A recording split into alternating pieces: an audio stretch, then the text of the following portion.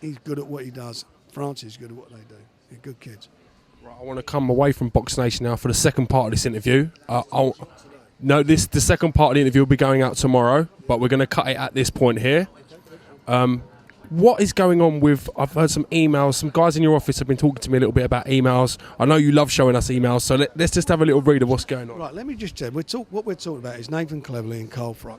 And you're talking about... I love talking... The reason I like talking about emails, because you can always say something. You know, you can say, well, he said this and I said that. But when somebody sends you an email, that's what's the proof of documentation, isn't it? This is here. So I send an email to Eddie Hearn, offering, and I've got to find it, offering, let me find it, offering Carl Frock a fight. This is on the 3rd of June here. Dear Eddie, I would like to offer Carl Frock a purse of £2 million to fight Nathan Cleverley in the autumn. Fight to be made at 12 stone 5 for Nathan's WBO light heavyweight title. The purse will be lodged in an escrow account prior to the fight taking place. I look forward to hearing from you. That was sent at 14:53 on the 3rd of June. Right, so on the 4th of June, we get, on the 3rd of June, 17:12, a little while after, from Eddie Hearn. Hi Frank, thanks for the email. Your offer is well below our market valuation of Carl's purses moving forward. And we also have no interest or plans to fight above the 168 limit. Carl will defend his super middleweight titles later this year, and if you can confirm that Nathan can make 168, perhaps we'll make him an offer for a fight in spring/summer of 2014. Is that what it says? That's what it says. Kind regards, over the page, Eddie Hearn. So there's a couple of observations to that. Let's dissect it then, Frank. Talk to me a little bit about... First of all, it's a genuine offer, right? So the money, listen, offers are there to be negotiated.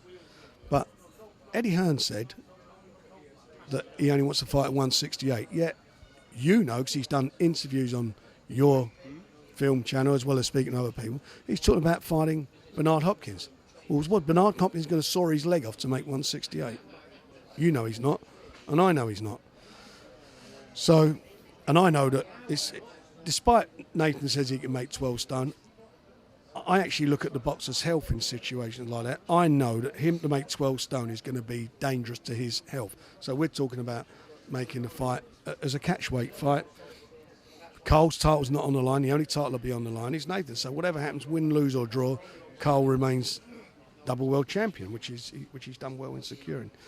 So Eddie then says he wants to fight Eddie Hearn says he wants to fight in 2014. Well, do you think somebody who's struggles to make light heavyweight in a year's time is going to come down to 168? It's his words, not mine. They're his words. So I made him yet another offer. And I offered him then, thanks for your prompt response. Nathan would find it difficult to make 12 stone now, let alone in spring, summer 2014. And of course, you're aware of the danger to a boxer's health with dramatic weight loss. Remember, he's been called before the Southern Area Council over this weight loss situation regarding... was it Lee Purdy? And the sauna, and which he tweeted. We all know he tweeted it because everyone's seen the tweet where he talks about his dad sitting in the sauna with the boxer. So we're not talking about money all the time here, because boxing's not just about money. There's a bit of a health aspect involved here. So I'm reminding him, which I'm sure he's very much aware of, about the health issues. And I said the reason I suggested a catchweight bout was that Carl's titles won't be on the line, only Nathan's title. It's a fight the fans would want to see. It's a good fight, you've got to admit that. I'd want to see it. I would pay to see it, I'm not going to lie. Two British fighters. I'd much rather see that than him and Kessler again. You know, so anyway. It's a massive fight. I'm not going to lie, it's a massive fight at catchweight, whatever weight it is. They're fiddling around, they're not going to fight Andre Ward, they'll talk about it. We know that it's going to be Kessler again, if Kessler has it. We know there's no interest in fighting Andre Ward, despite the fact that you're getting the Super 6 series, which everybody applauded, saying let's find out who the best super middleweight in the world was. Actually found out who the best super middleweight in the world. His name was Andre Ward. Carl Frock didn't win that. Carl Frock's a very entertaining, very good fighter who's got a big heart. But so was Mickey Ward, and so was Arturo Gatti. But they were never the greatest at their weight, and nor is Carl Frock. He's not the greatest super middleweight, and he's not the best fighter in the UK, in my opinion. He's certainly not the greatest super middleweight in anyone's opinion. So I made the offer to $2.5 million for his services. And he come back again, if I can find the bloody thing, he came back saying, I'll get the latest one. I will find it. Senior moment, because I'm getting old. I'm an old style promoter, so I forget these things. Anyway, he just basically come back.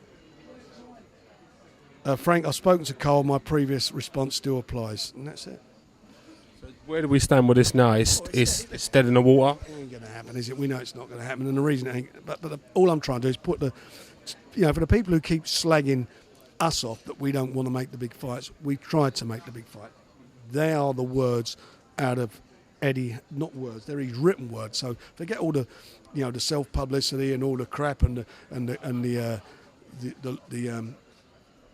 great logic and the great benefit he gives everybody of his vast experience in boxing and what we should be doing, how we should be running our promotions, when this one should be fighting, who this one should be fighting. The fact of the matter is, with him, this fight couldn't be made for the simple reason it can't be made, because they don't fancy the job. And that's fair enough. If you don't fancy a job, it's two ways of getting out of a fight. Ask for more money or come up with some ridiculous term. And we've moved on there. So Nathan's got a much tougher fight, in my opinion, on the 17th in the CIA. It's a tough fight for him, Kovalov. We're rolling the dice. I think he comes through it. He comes through it. HBO are covering the fight. That makes him a proper HBO fighter. Not going in, as Carl is being offered all these 4-fight deals. He ain't been offered 4-fight deals. He's been offered fights against fighters who HBO have an interest in. Nathan wins, he becomes Joe Kawasaki, as what happened with HBO.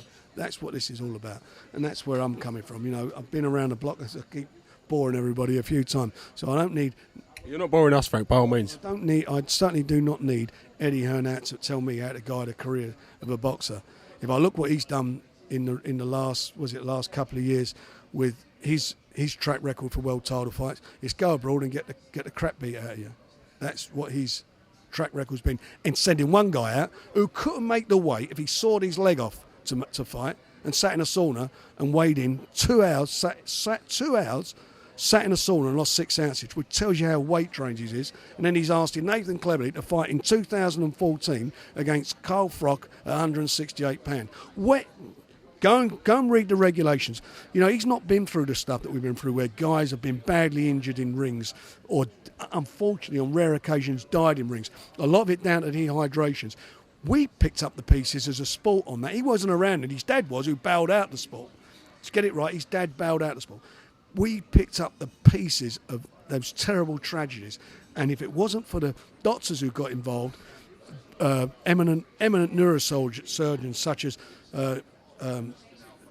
Peter Hamlin and so forth, who talked about the dangers of dehydration, what it does to the boxer's brains and so on. If it wasn't for that, if it wasn't for their support, then these things will happen. And then this guy talks about you can sit in a sauna, but he's getting a big payday.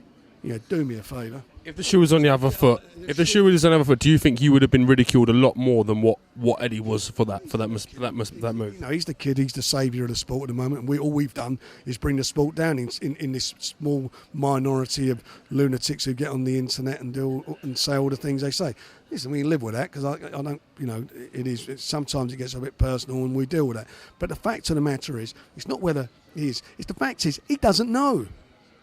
It's not about what they think. He doesn't know because he doesn't understand it. He hasn't been there. He doesn't understand that. Just tweet that his dad's sitting in a sauna with a boxer to try and make weight, and enough is enough. Tells you what he knows about what boxing's all about. He doesn't know. It's all bottom line money. Go to the States, have your title fight. I'll cop the TV money. Promoter in America pays the boxer's purse. That's where he's at. We put our money. Don't tell me about his bullshit about telling me that Nathan Cleverly shouldn't be fighting in a 5,000 seat venue in Cardiff on the 17th. Nathan Cleverly wins that fight. Nathan Cleverly will go to a level. But more importantly, I'm putting my money up. I'd put the money up for that fight. Nobody else. I put it up to ensure that my guy gets home advantage. And the fight will be shown in the States. On the same night, his guy's going out to the States. How important do you think home advantage is for a champion or for a fighter in a title fight? How important? Ask Martin Murray. Who I, by the way, and I won't be called a hypocrite, who I didn't think had an earthly when he went out to fight in Argentina. Asked him if that fight had been in the UK, would have got the decision. How many of those do you see of those? Of course, the home advantage is great. Look at my friend Lenny Dawes the other day, losing in Italy. Same thing. Same thing. And I'll give you a prime example. Ricky Burns' fight against the Puerto Rican guy. If that fight had been in Puerto Rican, do you think he would have swallowed in front of his fans? Of course he wouldn't have. He's got to walk around those streets. Of course he wouldn't have. That is, of course it's important.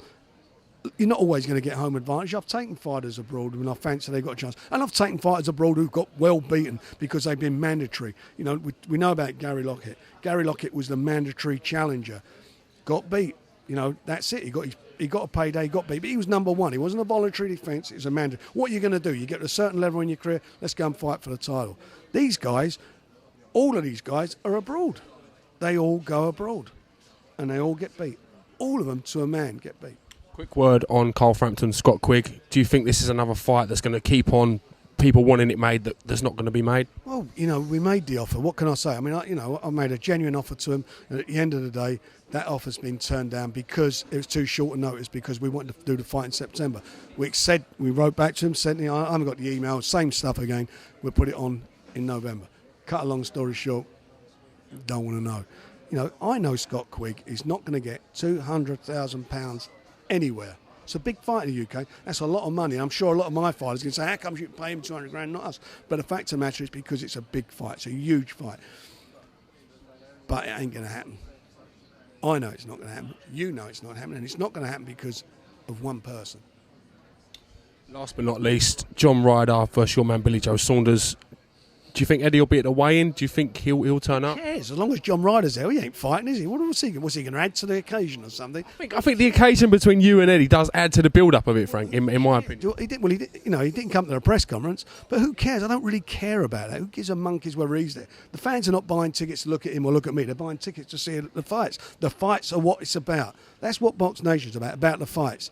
That's what we're about, the fights. We're not about the so-called personality or the person who suddenly is the saviour of British boxing, as if British boxing was dying before he came on. His dad done his best to kill British boxing, walked away from it and left it in a state. Am I right?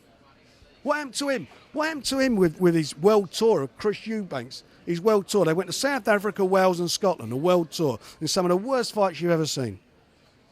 Don't tell me about them. I know what they're about, and you know, accountant by trade, accountant by nature. It's bottom line. What we do, we go and put our balls on the line every time we do it, and we got good people. You know, good people in. You know, Bill's standing over there, and I'll say it while he's here. You know, ex-boxer, quality amateur boxer involved because he's passionate about the sport like we're passionate about it. Of course it's a business and we want to make money for it. If we don't make money, then there'll be no channel, there'll be no sport. But we're passionate about our sport. You know, I don't say the fighters are my best friends. My new best friend who I just met, he's my new best friend. He's such a nice kid. He's my new best. Do me a favour. You know, we all know what happens in this sport. You fall out with people like you do in life. You know, or like you're married. You might talk one day, you might talk the next. And the proof in the pudding is what happened here yesterday, you know, with all the. I was just going to touch on that. It's very interesting now. Everyone's kind of, you know. Let me tell you, when somebody publicly states, unless the fight doesn't go on Sky, then you know you're in a position where you're killing fights. And don't say my fighters don't fight on Sky because they've been on Prize Fighter. We've got Paul Smith fighting on Sky. I have no problem. Somebody wins. I've never ever withdrawn a boxer that I can recall from a purse, somebody's won a purse bid or whatever. We're open to do them. And all I'm saying is, this is what this is about. These guys here have lived, breed boxing. Some of them have been in the ring and sweated and took the whacks and the lumps and the bumps, and they've moved on to another stage in their career. I've never done that. I've taken the lumps and the bumps outside the ring. I've probably had a couple of harder fights than some of them have had outside the ring, to be quite honest. But having said all that, that's, you know, I'm passionate about my sport. I love the sport. I've always given my whole to it. I've got 2 kids involved in the sport, or I told them I didn't want him involved because I know what this sport does to you. But they become passionate about it. They're involved in it. And, you know, that's what we're about. You know, Box Nation is about passion. It's about delivering to the fans. You know, we try our best from all around the world. And I've got to tell you something, we've done it in the worst economic climate that I've certainly experienced. Killed ourselves, you know, put our balls on the line, and I'll repeat myself, put our balls on the line. But the fact of the matter is, that's what we're about. We're boxing people. We don't do, I quote Mahir's Bow's interview from the Evening Standard with myself and Eddie Hearn, if it wasn't other people's money, i.e. Sky, we wouldn't be in it. We've done that. We walked away from Sky. using other people's money and put our own money up and put our own reputations on the line to make this work. Okay, sir. Well, Frank Warren, I thank you for your time, and I really do. I thank you for answering my questions so honestly and candidly.